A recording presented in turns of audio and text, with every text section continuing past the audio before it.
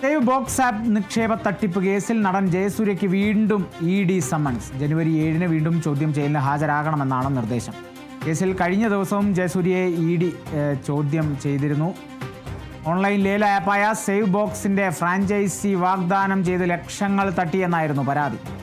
കേസിൽ save box സ്ഥാപന ഉടമയായ തൃശൂർ സ്വദേശി സ്വാതിക് റഹീമിനെ പോലീസ് അറസ്റ്റ് ചെയ്തിരുന്നു.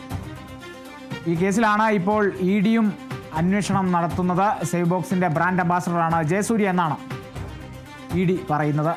സേവ് ബോക്സ് ആപ്പ് നിക്ഷേപ തട്ടിപ്പ് കേസിൽ ജയസൂര്യയ്ക്ക് വീണ്ടും ED സമൻസ് ലഭിച്ചിരിക്കുകയാണ്. കഴിഞ്ഞ ദിവസം ചോദ്യം ചെയ്തതാണ്, എന്നാൽ വീണ്ടും ഒരു നോട്ടീസ് ലഭിച്ചിരിക്കുന്നു. ജനുവരി 7-നാണ് ജയസൂര്യയോട് ഹാജരാകാൻ പറഞ്ഞത്. നേരത്തെ തന്നെ ഈ save box app founder Swathik റഹീമുമായി ബന്ധപ്പെട്ട്, അല്ലെങ്കിൽ ആ ഒരു സ്ഥാപനത്തിൻ്റെ ആ ഒരു ആപ്പിൻ്റെ ബ്രാൻഡ് അംബാസഡർ എന്നുള്ള നിലയ്ക്കാണ് ജയസൂര്യയെ വിളിപ്പിക്കുന്നത് എന്നുള്ളതാണ് ED വ്യക്തമാക്കുന്നത്. നേരത്തെ തന്നെ ഈ ആപ്പുമായി ബന്ധപ്പെട്ട് 2023 ഒരു പരാതി വന്നിരുന്നു. അതിനെ തുടർന്ന് ഈ സ്വാതിക് റഹീമിനെ അറസ്റ്റ് ചെയ്തിരുന്നതാണ്.